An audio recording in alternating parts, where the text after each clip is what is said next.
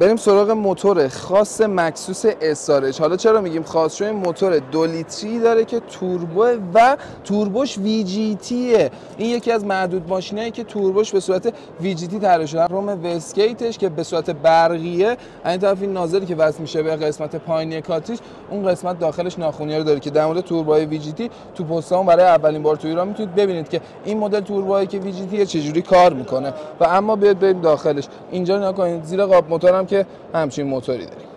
بریم سراغ طراحی داخلی مکسوس SRH. یه رقیب جدید برای بقیه ماشین چینی‌ها. همونطور که می‌بینید یه داشبورد جذاب داره. چه تکونی هم می‌خوره ماشین از عقب، بچه‌ها دارن تکون میدن. داشبوردشو بگیر. این حالت دو تیکش خیلی جذابش کرده و خیلی راحت شما میتونید گوشیتون رو این بخش به این صورت قرار بدید و شارژش انجام میشه با پاوری که این ور داره بلوتوثی.